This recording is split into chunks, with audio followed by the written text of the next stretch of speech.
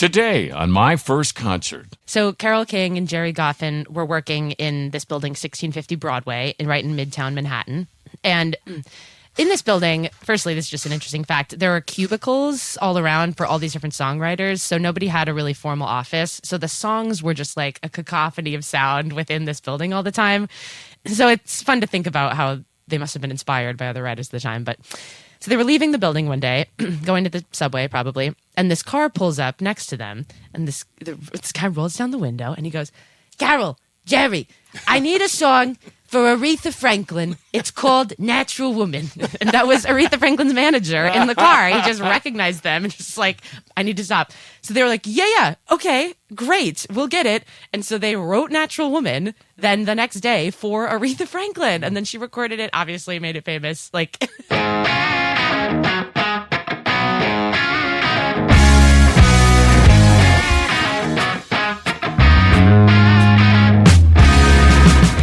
Well, welcome back, everybody. Monet Sabel is a star of the Chanhassen Dinner Theatre's outstanding production of Beautiful, which, of course, as many of you know, have seen probably, is the Carole King musical. And she joins us today on My First Concert. Welcome back to the podcast, brought to you from the AquariusHomeservices.com studios, and also our bank here at TalkNorth.com, that's Star Bank. Dave Lee, along with the pride of Basel, Switzerland, are not only my producer of this show, but in real life is a talented musical engineer, Davide Rosso. And Davide, great to see you again, as always. Good to see you. Monet, thanks so much for your precious time. I know that you have a very busy, hectic schedule performing alone, and I'm sure the daytime is valuable to you since you perform at night all the time and have to get your rest. But first of all, thanks for coming in. Well, I'm so happy to be here. Thank you. This is such an honor. And I want to ask you, though, what was the first concert you ever went to? First concert I went to that I can remember, my dad took me to go see the Backstreet Boys. Oh boy. When I was just a little girl. And we had the best time. And it was the whole stadium, which probably, I think it was the Staples Center in LA. The whole thing was full of dads and their young daughters going to see this concert. And Pink was the opener, but before she was Pink. Yes. And I'll never forget it. And I was like, this girl rocks. You know, me, 8 years old. I was like, she's so good. And then now, obviously, she's probably a bigger star than the Backstreet Boys. But yeah, no kidding. Yeah. In fact, I think she's kind of in love with Minneapolis, St. Paul. She's been here. I've seen her a few times. In fact, one of her gold records, Davide, is on the wall out here. Not mine, though. No, I think John Fields probably. Yeah, he did. He did work with her, yes. Yeah, talented. And a gymnast, too. Did she do the gymnast? Well, if she's the opening act, she didn't. I don't think she, yeah. But now she still does all of that stuff on stage. God, really impressive. It's incredible. Okay, and that's a common theme. We get a lot of parents taking their kids. Yeah. So did he think you'd like the Backstreet Boys, or did you at the time? I believe I had requested to go. I think it was the only CD I was listening to in the car, and I was making them play the Backstreet Boys over and over, and my dad was like, all right, here we go. We got to go see them. And I think that I also fell asleep halfway through, and then he had to carry me home. Like, it was just like a nightmare of a night, but it was so fun. I remember taking my daughter to Britney Spears. Oh, yeah. And she had a countdown clock. So, 25 minutes before the show or whatever it was. So you know how rock acts particular are always late, it seems like. Oh, yeah. But so she had a countdown clock, and she started right on time with the countdown clock. So there I was. I think I brought 2 of her friends, and so there were. And then the next show I took her to, she wanted to see Beyonce. So we went and saw Beyonce. So it's kind of a dad thing. It's a big deal to dads. It's really sweet. That's cool. So how about in between? Anybody that stood out in the years since the concerts? Oh, yeah. Oh, my God. One of my favorite concerts, I think, that I saw Brandi Carlile, who I love. Yeah. I've seen her 3 times, I think, live. She has a devoted following, doesn't she? Oh, my God. She just can feel like very deeply, and you can see that on stage. Mm-hmm. But I saw her, it was like mid-pandemic or like kind of ending pandemic, so I hadn't seen anything in a long time, obviously. And she did a concert at Forest Hills Stadium in Queens, New York.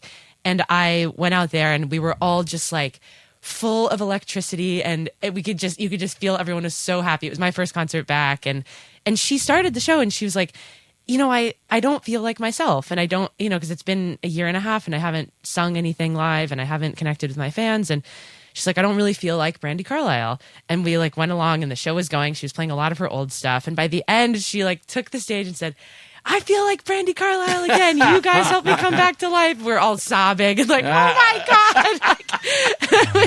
It was the greatest night. I'll never forget it. Because you're a singer and an actor. Yeah. You grew up in L.A., then eventually you go out to New York and get your degree out there. Is it the Tisch School that you were at? Yes, exactly. Yeah. And Lawrence Tisch is still in the company I used to work for years ago, yeah. So you go out there to New York, and at what point did you know you were going to do what you're doing? Because now your performance in beautiful, and I don't want to be patronizing, but I told Davide this in private, and I told Chris Howland as well. I said, you weren't good, you were like really good, like outstanding. Thank you. And, wow. So it was wonderful to see you. But I'm just curious, Carole King in your life, you're young. Did you even know who she was? Yes. Thanks to my amazing parents who have great taste in music. I was often listening to Carole King, Joni Mitchell. Oh, wow. Cool. Crosby, Stills and Nash, James Taylor, kind of all the greats. My dad has like a huge collection of CDs. Well, I guess kind of obsolete now, but he has like books about art and music and lots of records and CDs, and so we would just be listening to things all the time when I was growing up, and I was always singing along to them. And I think I could always really match pitch really well and remember melodies really well. And my parents were kind of like, oh, that seems odd. That seems like not something that people should be able to do. Were your parents singers? No. Okay. My dad's mom, I believe, was a singer, but she passed away when I was very young. But my mom was a ballet dancer and a ballet teacher for a long time. And my dad was in marketing and advertising and visual art. So they're artsy. But I remember we used to go to Jackson Hole, Wyoming a lot when I was a kid. I think because they were like, let's get her to see a couple mountains in this life. Let's get her outside. And they had a little playhouse there, and we would go see the shows there. And we saw Oklahoma one summer. And I remember we were on a river raft the next day, and I was humming, "Oh, what a beautiful morning, oh, what a beautiful day." And they were like, "What? Where did you hear that?" And I was like, "That was a song in Oklahoma." And they're like, "What do you mean? You remembered that?" So then I think they're like, maybe we should get her into some kind of class about that. Like, maybe we should. Wow. So I was just obsessed with music, and I loved singing it. All that to say, yes, so I knew from a very young age that I really wanted to do this. And we had a great community theater where I was growing up, which really, really fostered that growth and love and passion. And I met some of my best friends, and we were doing shows together every summer. And then it felt like, a perfect next step to move to New York and go to NYU and continue my education there. And then I've just kind of stayed ever since, unless I have done a job out of town, which often happens. Which I love too, because I love New York, but I love it better when I can leave and then come back. It's like, I need a little break. It's a little crazy. So I'm thrilled anytime I get to go do something somewhere else and then come back. What was the first time you sang in front of someone else in public? At this community theater, they had a summer camp for kids called Camp Curtain Call. Very cute. I like it. And I was given a solo of this Shirley Temple song, Good Ship Lollipop.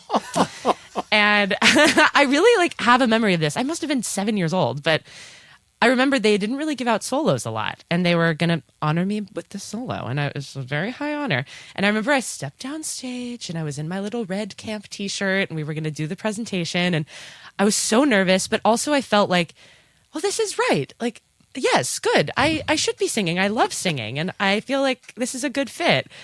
But I still feel that kind of dichotomy of I'm very nervous sometimes, but it also feels right. And so I have to kind of mend those two. But that's I think my first memory of being in front of people singing. Well, I think about your mom as if she was a ballet dancer, her discipline must have been off the charts. Yes.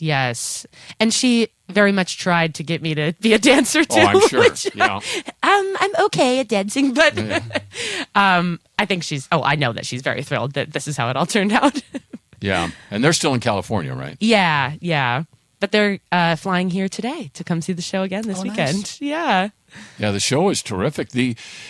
So let's talk about maybe the first show you did. So you make the move to New York, which is a huge move, obviously. Kind of nerve-wracking maybe a little bit, but but it's a great place, obviously, for what you do in theater. So what was your first gig? My first gig there, I had done some little concerts and workshops of new shows and stuff, but my first big job, I was in the off-Broadway revival of Sweeney Todd. Oh, boy. Which was really an honor. And like, this was a crazy show, you guys. Like, it was full of the biggest Broadway stars you've ever heard of. And me. And I was like, what do you mean? I get to hang out with these guys? Like, it was so crazy. The whole thing was amazing. They had done it in London in a pie shop, like a working meat pie shop. Which is integral to the plot if you know Sweeney Todd. But they would, during the day, they would serve pies, and then at night they would do the show. And so they all had to hide all the lights in the grates of the air conditioner and like hide behind curtains and everything. So it was all hidden. And so it had this very magical, spontaneous feel. So they tried to recreate that in New York, and they did successfully. They took this theater and built this pie shop inside of it. And so you could only fit 99 people in the theater, and everyone was sat at tables, and we would do the show around them or on the tables or come up to them with like razors on their necks. And like it was very intimate and very immersive. Wasn't there like a production, what was it, Tony's Wedding or something like that? Right. Tony's Hotel. Well, that was out at Chanhassen for years. Tina and Tony's. No? Okay. That was also a production like that you sat like at their wedding. Oh, yeah. I like stuff like that. Yeah, it's pretty cool. I think. Yeah. It asks a lot of the audience to really be on board for this, but luckily we had great audiences. And it was kind of a buzzy time in New York. Like everyone wanted to see this revival. So we had like big movie stars come. Like my first night, so I was the standby for Joanna and the Beggar Woman, which means I was not in the show every night, but I would go on for them when they needed time off. And I was on quite a bit. And my first night on as Joanna, Daniel Craig and Rachel Weisz were right in the front row. No, and wow. I was singing like the highest notes you've ever heard in your life, like into their faces, and it was so crazy. And another time I was on, Lin-Manuel Miranda was there and saw me perform, and then was like so complimentary to me after the fact, and like it was really a life-changing show. I mean, and it ran for a year and a half, and I did the whole thing because I was like obsessed with it. I was like, Did you know they were going to be there? No. So as you're doing it, you see them? Yeah. And so there's James Bond sitting there in front of you, and you go, oh, wow. It was insane. Right in front of me, right at the table where I like ended the show, was right in front of him. It was so crazy. And of course, and his wife, accomplished actress. But when you meet kind of the hot guy on Broadway there at the event, that's a little overwhelming. It was really insane. I mean, like, what a special time that was. And like, it was so hard to get a ticket. It was just like, I felt like a little celeb. How did you get that job?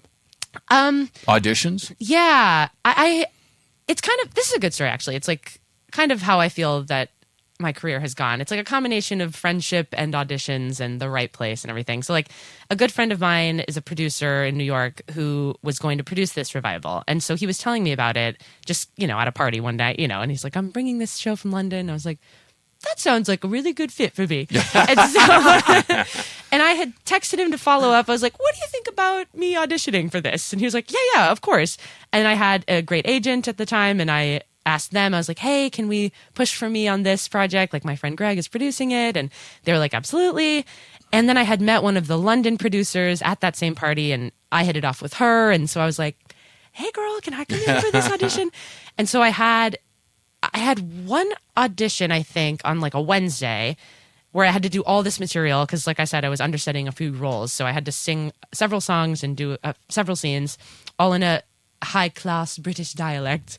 And then I think I had a call back on Friday, and then on Monday they called me and were like, you got it. I was like, what do you mean? Like, it was crazy. It happened so fast. But it was, I think, it's always like, it's never just the audition, it's like the stuff I was doing behind the scenes and the friendship I had and the connections I had, which still I treasure and value and feel like I could call upon these friends if I think I'm right for something in the future. But it's kind of great. I've built a really nice community in New York that's sustained me all these years, and hopefully will continue to. Yeah, networking is so important. So behind the scenes, for when you talk about that audition that you did, what did you do in the audition?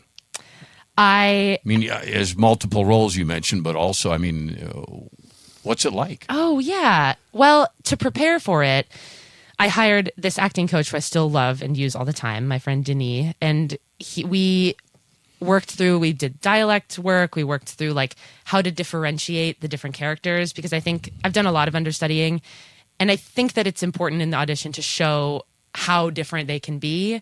And whether that is true when I actually am doing the role or not is a different thing. But like in the audition, just to show like, look, I have this range, I have this contrast. So like Joanna is the very young, demure daughter of Sweeney, who's like very innocent. She's been held captive for a lot of years. And so I tried to really emphasize my like wide-eyed youth and innocence and like just pure love and optimism. And then Beggar Woman is Sweeney's wife, who has fallen on hard times and is quite literally begging in the streets. And so that was like a lot of physicality. Sorry, you can't see this, but I'm trying to physicalize. But like she's more hardened, and so everything was more inward, and her voice is lower and maybe raspier, and she's seen just, you know, the dregs of London through all the years. So I tried to like differentiate my physicality between the two.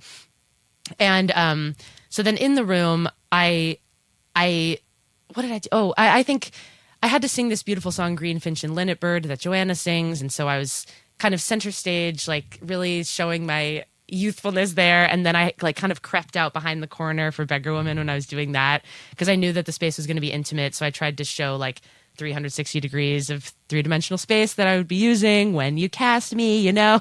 And so I tried to kind of solve their puzzle, if that makes sense, to be like, look, I know what you're looking for. I can help you. And I think I'd be a good fit for this. And just in my career too, I've done a lot of like straddling ages. Like I've understudied young and old at the same time.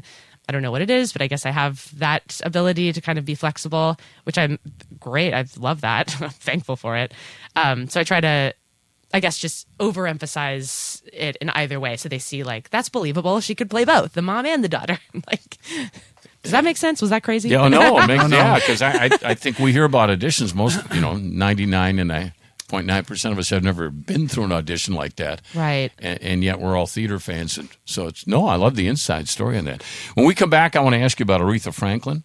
I do want to ask you about your jazz album. Yes. Because I'm sitting here with Davide, who's produced and mixed many of those as well. I want to thank, we'll do that in a minute with Monet Sabel. By the way, tickets, chanhassendt.com. They're available. It's still here for a while. It's the story of Carole King. It's called Beautiful. It is really, really excellent. And don't take my word for it. Look at all the reviews that have come out. I don't think I've seen one that hasn't been anything but talking about how stunning it is. So really good stuff. And a lot of people on stage at the same time in many scenes as well.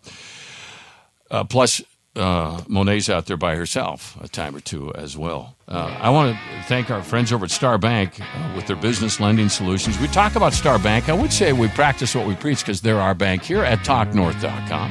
And they're a local bank, and by that I mean this same family owns it that started it years ago here in Minnesota, in small-town Minnesota, and now, of course, it's right here in Minneapolis, St. Paul as well. They have 10 locations. They're great at what they do. If it's a loan you're thinking about, their turnaround time, by the way, is really second to none. The service is outstanding. And here's a little clue into that. They answer the phone when you call, live person. You don't have to press 1 or 2 or whatever it is, or just not ever get to anybody. They'll answer the phone, which might catch you off guard, so heads up for that. They have all the digits, star.bank. That's not a problem. We all do that. It's easy. It's convenient. But if you do go into the bank, there's a pretty good chance you'll know them when you leave, and they will know who you are the next time you come in. I just think it's cool. It's kind of a throwback, and yet it has all the modern stuff that we want, and they're really good at what they do. Personal banking, business banking, but you can experience banking right there at your fingertips or right when you go in person. I'd call Star Bank today online if you want to get a hold of them. Go to star.bank. Loans are subject to a loan application and approval. Member FDIC and equal housing lender. And again, as I said, they are our bank right here at talknorth.com. Monet Sabel, nice enough to join us. She's out at Chanhassen right now with the Carole King musical. It's called Beautiful, and it's well worth your time to book a day on there. And the nice thing about Chanhassen is you can do it, on not just on the weekends. You can do it all over the map. And they got a lot of cool things happening out there with the concert series, which are fun as well. Monet, okay, Aretha Franklin. Tell us about her. Okay, I have a great story about Natural Woman, how the song came to be. So Carole King and Jerry Goffin were working in this building, 1650 Broadway, right in Midtown Manhattan. And in this building, firstly, this is just an interesting fact. There are cubicles all around for all these different songwriters. So nobody had a really formal office. So the songs were just like a cacophony of sound within this building all the time. So it's fun to think about how they must have been inspired by other writers at the time. But so they were leaving the building one day, going to the subway probably, and this car pulls up next to them, and this guy rolls down the window, and he goes, "Carol, Jerry, I need a song for Aretha Franklin. It's called Natural Woman." And that was Aretha Franklin's manager in the car. He just recognized them and just like, "I need to stop." So they were like, yeah, okay, great, we'll get it. And so they wrote Natural Woman then the next day for Aretha Franklin. And then she recorded it, obviously made it famous. Like, iconic song. isn't that crazy? Very That's how it's happening in New York. You just roll down the window. I need a song. I know. And then you get Aretha to do it, of all people. Oh my God. Who are the songwriters again? Carole King and Jerry Goffin. Oh, okay. Well, and Davide, of course, you may not know all the bands, but you know them because you're doing the show. And I think when people see this musical, they go, "I didn't know they wrote that." Yeah. I mean, we were just talking about the Animals. Yeah. They wrote a real gritty, dirty, tough song for We the gotta Animals. get out of this place. Yeah, and everybody's heard it. But among those, of course, the Drifters, Up on the Roof. I didn't know, which I love that song. I didn't know that that was theirs. Yes. But there's so many before we knew her as a singer. I know. Truly. It's really impressive. I mean, every night I think about like, God, the scope of her writing. And like how it grows and changes. And like the early stuff is, I guess, lighter and more pure and kind of like just more of a bop, and like it's more bouncy and cheerful. And then when we get to Tapestry, it's like heartbreaking, but God, it's so good. And especially like to speak to Natural Woman, where it's placed in the show it's like second to last song. And it's timed perfectly with Carol's journey of finding her own voice and kind of reclaiming this song back from Aretha Franklin and stepping into her own power as her own songwriter without Jerry.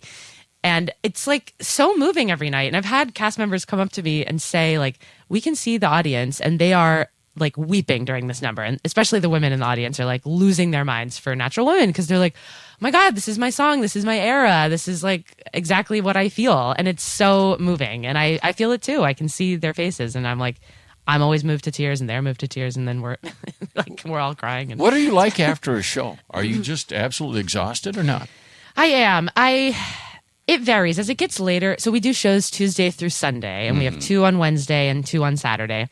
So by the time we get to Sunday, it's like, oh my God, I'll never make it. But right after the show, I'm like still full of adrenaline. And so I often will go out through the lobby of the theater where the audience is exiting too, just because I want to, I don't know, talk to them and connect with them if I can. And a lot of people want to talk to me, which is very nice. And I'm thrilled to hear their stories. And the things they say are like unbelievable. I mean, these 2 women a couple weeks ago said, like, you know, we're so self-deprecating and we're so insecure. And like, you start the show that way. And then you grew into this really powerful, confident woman. And they're like, oh my God, we were so inspired. And like, we need to speak better about ourselves. And we need to like, you know, have some of that confidence too. And I was like, oh my God, like what a thing to say. And this other woman said that the song Beautiful, the title song, which starts with the lyrics, "You've got to get up every morning with a smile on your face and show the world all the love in your heart."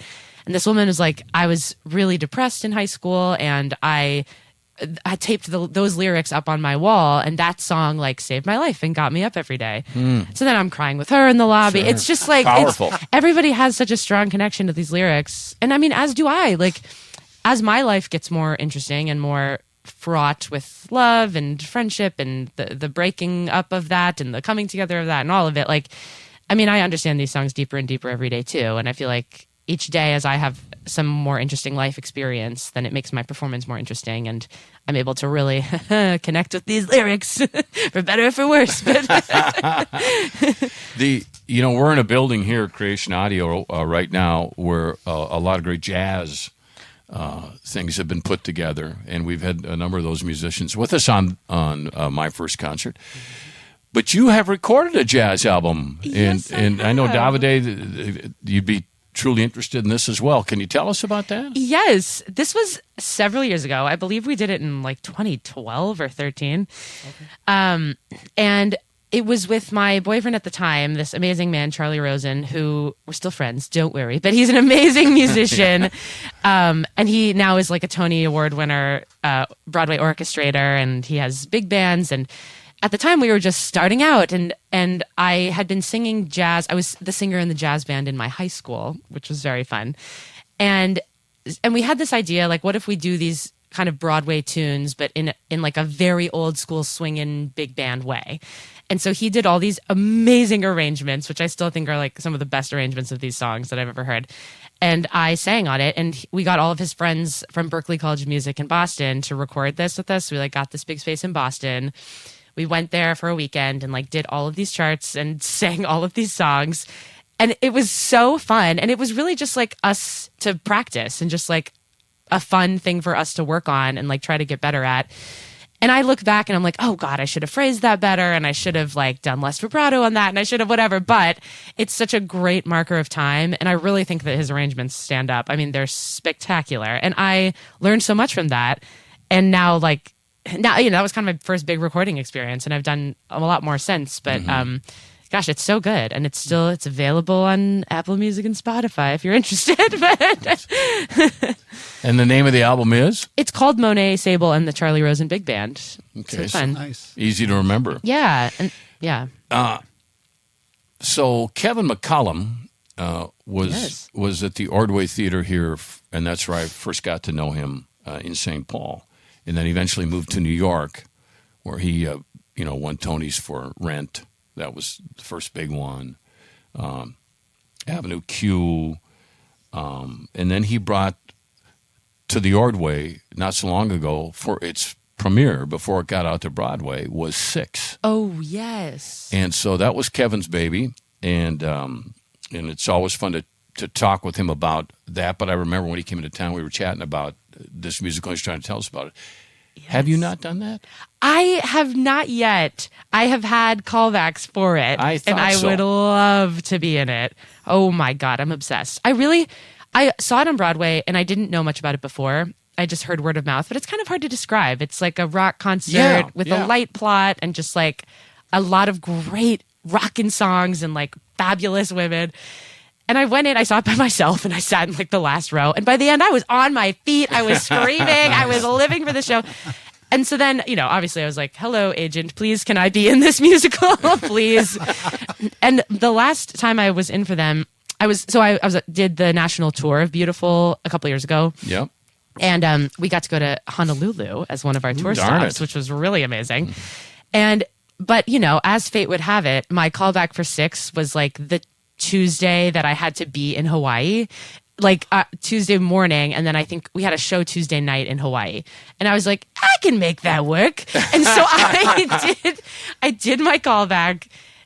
I think it was the same day. I think I did my callback and then went to the airport and then flew to Hawaii. And like with the time change, it worked out when I arrived.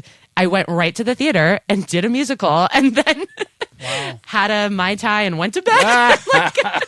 That was the craziest day. It's like that stuff always happens. It's never easy. It never works out nice. It's like you have to sacrifice something and, but yeah. So curious. Yeah. When you do something like that, yeah. I mean, doesn't it affect your voice at all? I mean, yes. flying and maybe less sleep and all that. And yes, I just love those crazy moments. I really thrive on the adrenaline, which is really insane, and I'll work on that. But it does affect me. And I find that then I suffer the next couple days. Like that day, I can kind of bust it out and I can make it happen. But my body really needs a lot of sleep anyway to be able to sing all this and just to reset. So I find that if I pull that crazy stuff on a Tuesday, Wednesday, I have to be sleeping as much as I can. And then I can kind of bring it back to life. But I just like have to drink a lot of water. I have this amazing little steamer that I use to get some hot steam in my voice. I have a lot of teas and like I can make it happen. But I find that if I sacrifice the sleep on that day, I have to make it up later in the week or I don't stand a chance for the rest of it. Yeah. Do you like doing the tours like you're doing now? I mean, this is a long run here in the Twin Cities. Which I know you've become well acquainted with the Twin Cities already. I love it. This is like why I love doing this. And I've just been so lucky to travel so much in the last couple of years. But it's the best. It's like I get to go explore a new city for several months and meet new friends and really get a sense, especially here I'm in one place for a long time, which is great.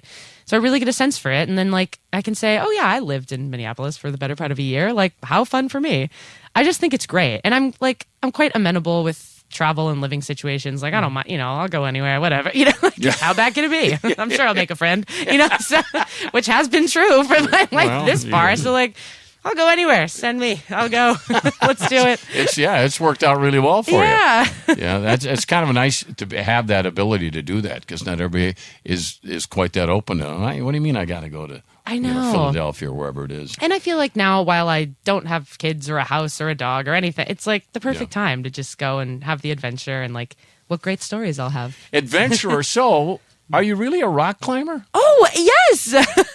Oh wow! Okay. So if I was your agent, let's think twice about that rock climbing stuff. Well, can you tell us about that? Yeah, this was I guess like a pandemic hobby. I was living in Brooklyn, and there was a indoor bouldering gym where I was living, and bouldering is without the ropes, so it's like really, really life or death. But I just totally picked it up as a hobby. I was so into it. And I would go and like, you have to cut your fingernails really short and you have chalk you put on your hands and you go. And it's like, without the ropes is quite scary. But I bought the shoes and I really like would just try almost every day. And I would go and like try to solve these puzzles, I guess. That's what I liked about it is like you have to have strategy as you're looking at the wall. Like, what am I going to do there? So it's kind of a puzzle, which I love. And it's, a workout, which is great. Yeah. And I found that the people are just so cool in these gyms. And like actually when I was on tour, I brought my rock climbing shoes and I would go to gyms around the country. And my cast was like, what are you doing all day? I was like, I don't know, rock climbing. And you went solo too? You didn't know anybody? I just go by myself. But I met some great people. And like, there were all like the young, cool people in the towns, and they were a lot of them were artists or musicians, and I made some cool friends on the road, and like just a really fun thing to do. And I haven't done it in a while, I guess, but I really like it. It's really fun. My son is into that, and he lives in Boulder, Colorado. Oh yeah. So he's doing it all outdoors. Oh and, yeah. I just told him, when you go out there, don't tell me. Yeah, exactly. Because it's like he takes off in the middle of the night to drive where he needs to go and then start walking to the place. So it takes hours just to get there, and then he climbs up. He did probably a wants great to see the sunrise. Yeah, and then he comes down again. And so the whole thing takes up to 20, sometimes 26 hours. Wow. So I don't want to know when you go out there. Yeah, I'll keep it to myself. But yeah, it's amazing. That is amazing. I would love to do a big outdoor thing like that. I haven't yet, but... Well, your time is so limited now, right? I mean, isn't that a good problem, right? Yeah, I know. And also, when I'm doing a show, I feel less inclined to really risk it all in the outdoors. I'm like, I don't know. Well, you won't find any mountains here. So that's true, too. I know. Like, got to make sure all my fingers are intact for the show. Like, I got to make sure my limbs are attached to my body. Well, you have to stay in shape for a show, too. So you got to get a workout in, I imagine. Yeah, it's true. And, like... I just find it really affects my voice when I don't do anything physical during the day. And I'm like, oh God, how do I wake this up? So I just have to do something. I mean, here I've actually just been like walking or running around lakes, which is really great. I mean, there's so many great paths to go on. Or I'll do yoga in my hotel room. I have a yoga mat. Or I'll do some little workout video or something. There's a little gym in the hotel too, which is fine.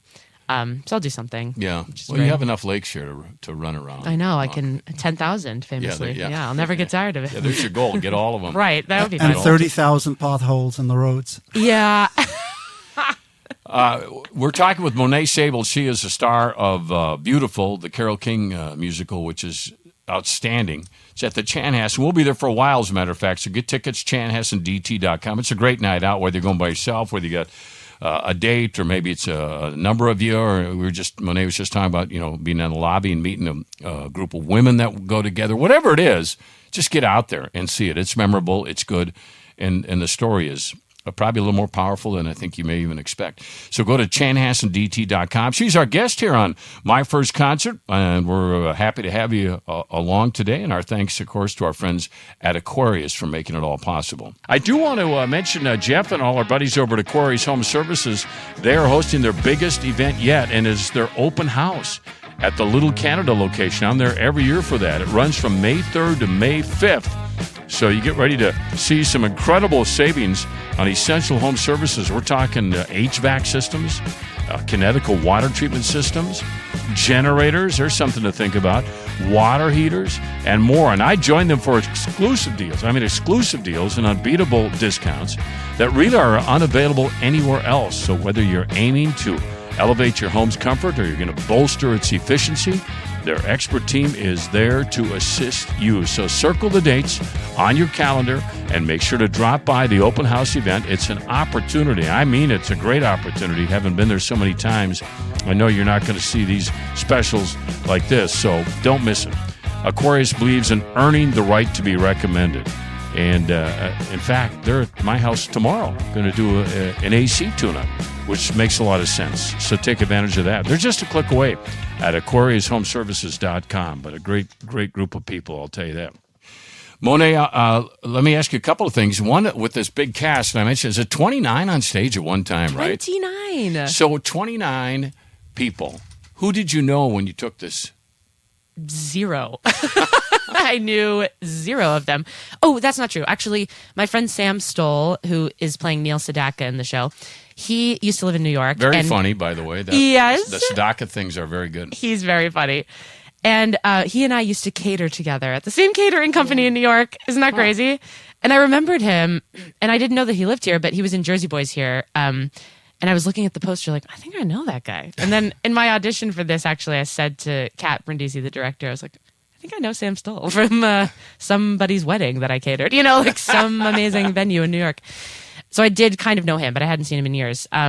But I really didn't know anybody. Again, just my crazy life. I'm just like, yeah, that sounds great. I'll go to Minneapolis. And Kat gets to direct. Her dad, of course, is a phenomenal director. Yes. We talk about Michael. He was like one of the original Jersey Boys and what I mean by that is he learned to sing doo-wop under the streetlights of Philadelphia growing up. Yes. So that, I know that show was really important to Yes. him as well. So, but now his daughters. I know. This is really great, too. I think also because this show is so female-centric, I think I really appreciated having a female voice in the room, too, while we were putting it together. And how great for them to come together and do this together. And, I'm sure at times it was tenuous, to work with your father and in this working relationship. But I was very impressed by how they put this together and, watching their dynamic. And they worked really well together and really put 29 of us on stage. And so I'd met Kat in New York for my audition for this. I went in and sang some songs, did some scenes for her. And we totally hit it off immediately. I was like, I love this woman. I can't wait to work with her. So that was great. And then we spent a day in New York doing this little fun press thing where we went to go see all these amazing New York locations that are in the musical, like Carol's childhood home and 1650 Broadway and Queens College, where Carol and Jerry met, and Carnegie Hall. And we spent quite literally several, maybe 10 hours together going to all these places. So then that really solidified our bond. Then by the time I got here, I felt like I had a really good friend in Kat. So that helped too with my transition into here, because I also felt, just to be vulnerable, I didn't know how it would feel for me to come in and be the lead of this show in this very tight-knit community. And I was like, I don't know how I would feel to be like, who's this girl from New York? Really? We're going to bring her in? So I was like, oh gosh, what if there's some bad energy or something? And reader, spoiler alert, there was no bad energy. It was amazing. It couldn't have been better. But I was very nervous the first couple of days. I was like, oh my God, how are they going to think of me? And I don't know. And can I really pull this off? But everyone was so supportive and so encouraging. And I quickly became great friends with our music director, Andy Koost, and Shad Hanley, who plays Jerry Goffin. They live right by me, right by the theater. So we hang out all the time, and they're such warm, open hearts. And I've just created some amazing friendships already. And I feel like I've been so welcomed into this community, which is great. Out of curiosity, if you were going to go see a musical tomorrow, what would it be? Here? Or anywhere. Oh. The musical of your choice. I really want to see The Notebook on Broadway. It's based on the movie, and it has this score by Ingrid Michaelson, the pop writer. Yeah. And I did audition for it, but I didn't get it. But it's okay. Then I couldn't have been here, you know? Yeah, right. But I'm just so curious to see it. I really want to see it because I had read it and wept while I was reading it. And my audition songs were so gorgeous. And I was like, I have to know, what does it look like? So I'm like dying to go see it. But I hope it's still running by the time I get back there. I think it will be. Yeah, who knows? But that's the exciting thing about Broadway, right? I know. There's so many opportunities there as well. Yeah. Let me ask you, we always close with this, and this is always a tough question for people. In your case, I should ask you about musicals, but we'll go back to concerts, how we started this conversation. Yeah. If you were to set up a show, if you were the promoter, and you had to set up 3 acts on the stage to perform, singers, bands, live or dead, doesn't matter, you know, who would it be? Who would your dream concerts be? Oh my! I mean, what in no specific order. And many times what we've had is when we've had people say, hey, I want to redo my concert list. It happens every time. Yeah, I'll voice memo you tomorrow, like my better answer. No. Okay, the first thing that came to my head is Joni Mitchell. You know, while we still have her on this earth, I think it would be amazing to have her on stage. I know at the Grammys this year, she sang with Brandi Carlile and Lucius, this other band I love. And I was literally standing at my television weeping. Like, I was just like, this is the most amazing thing I've ever seen. And she sang Both Sides Now, which is just like the most prolific song, which she wrote when she was like 24 or something insane. And now it's like, how did she have that wisdom? So I feel like that as an act, like the Joni, Brandi, Lucius moment, I think that would be spectacular because I just think they're magical. Wasn't it Graham Nash who fell in love with her voice from afar? Yes. Yeah, he heard her voice and he went crazy. God, I mean, it's like angelic. She's otherworldly. Brandi introduced her and said, the matriarch of imagination. Like, oh my God, what a thing. Like, oh my God. Oh, it's amazing. Okay, I think in addition to them, okay, I love this guy right now, Noah Kahan. Do you know him at all? He's he's a little bluegrassy, like Americana, guitar heavy, banjo heavy. But he kind of Mumford and Sons type. A little bit, yeah. But his lyrics are so profound. His album that I'm obsessed with is all about going home to Vermont after being away for a long time and like reconnecting with people from your past and like both good and bad, or maybe people who've passed on, or your family and your parents, and like it's just really very specific lyrics. I'm like, how did you get inside my head like that? So I think he would be a good fit for this amazing concert that I'm programming here. And then a third, right? Yeah. Okay. Anybody. Anybody. And they, you know.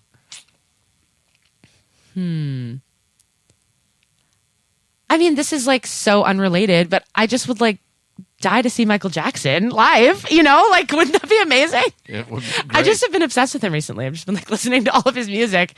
God, he's amazing. That voice, I feel like just for my own pleasure, I would love to see him perform. Oh, yeah. Well, we had the story on this show. I'll digress. It gives you a chance to think maybe of someone else. Yeah. But a friend of mine worked security for the Michael Jackson Bad tour when it was here at Met Center. And his job for the first night of the concert, I don't know if he did he do 3 or did he? I think he did 2, right? But his job was at one of those shows he was told, you're going to stay at the soundboard, and when it gets close to the start of the concert, we want you to go out. There's a limousine parked out the door this door that you know he's been working there for years. So why don't you go out there, go to the limo, and you're going to bring in a roadie cable box. This person's going to hop in the box, and you're going to wheel him in back to the soundboard where you're sitting. What? And then when the lights go out, open it up, and he'll pop out. What? Prince. Oh. Prince wanted to be there, but he didn't want anyone to see him because he didn't want to disrupt Michael's show. What? So there was Prince at the soundboard while Michael Jackson's doing, I think it was the Bad Tour, wasn't it? Whoa. And he's just watching from the soundboard. And then apparently, our friend Amy told us on this show, that was my buddy Tim Maurer who was involved in that. And unrelated, Amy came on, who worked in promotions for a lot of the concerts.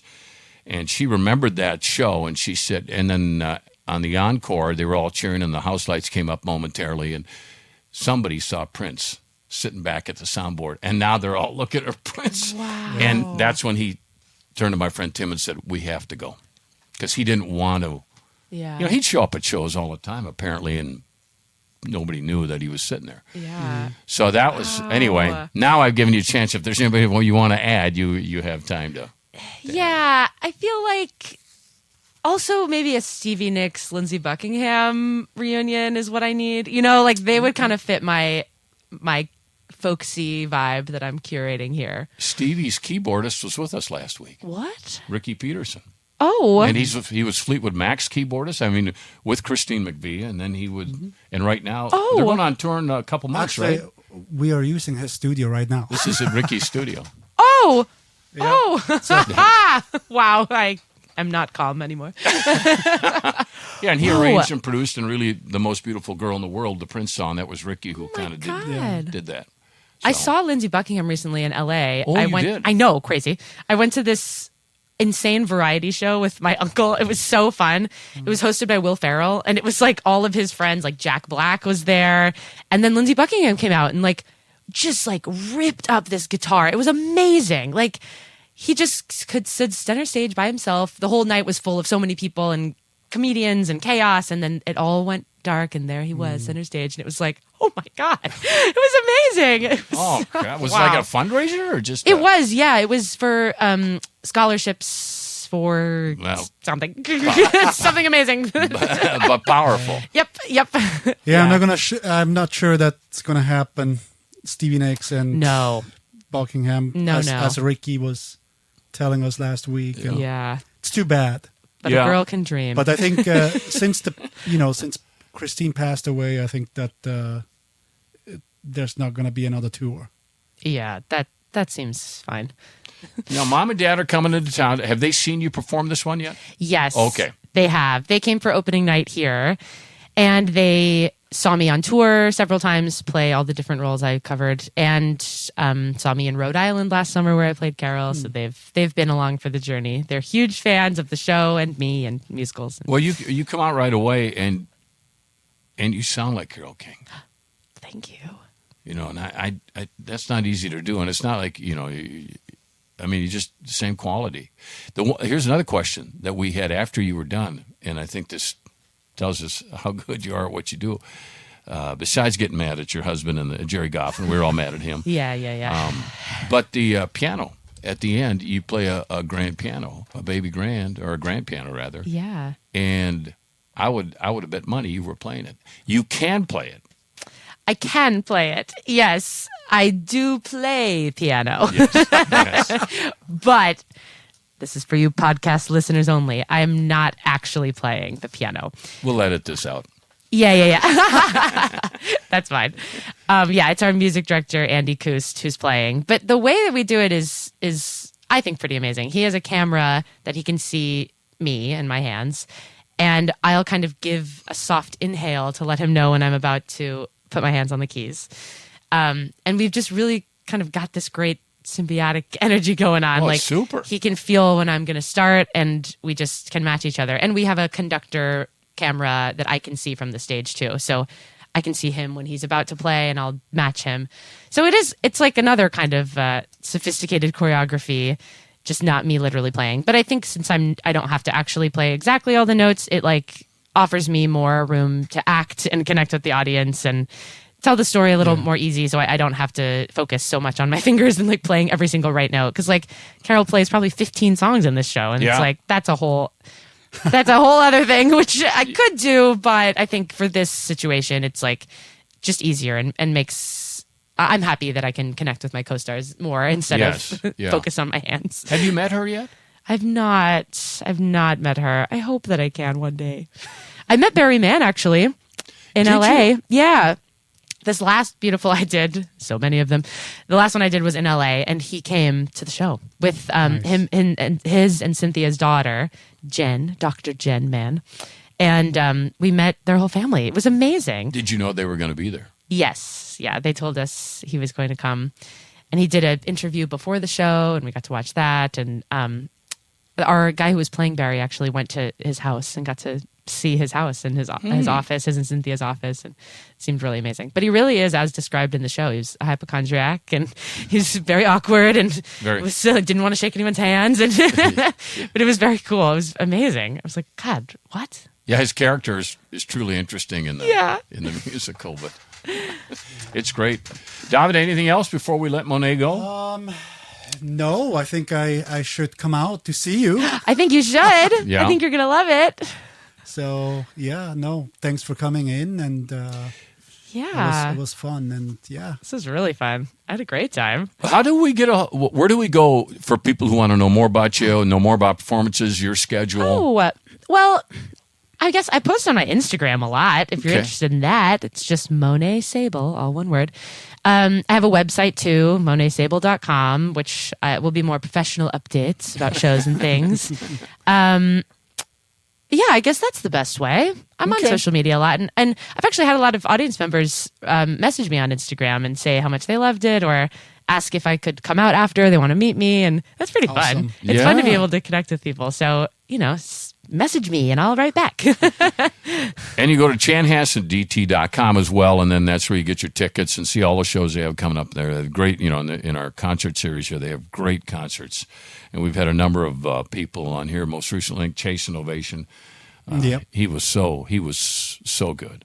So find out more about that, chanhassendt.com. Our thanks here on the show, of course, to our friends at AquariusHomeservices.com, Jeff and his company. They've been great. I just got a hold of them now to do a tune-up on the air conditioning. And I will tell you this, I've known Jeff since he started the company, and they are so good at what they do. And then, of course, as well, as I mentioned, our bank here at TalkNorth.com is Star.Bank, and they're one of our great sponsors as well. Now, you can download all these if you want at Apple, at Spotify, wherever you get your podcasts. Also, of course, TalkNorth.com. We have a ton of podcasts on there as well that you'll find fascinating. In the meantime, Monet, great to meet you. Great to see your work here just last weekend for us and for all the people in the area that have. And gosh, continued success. I hope we talk in the future, because I got a feeling you'll be doing a lot more. Oh, thank you so much. This was the best afternoon. I had such a good time. Well, thanks for taking time out of your schedule. And our thanks to Chris Holland as well for helping us organize all of this. Davide, thank you. You're welcome. And I will see you next week on My First Concert.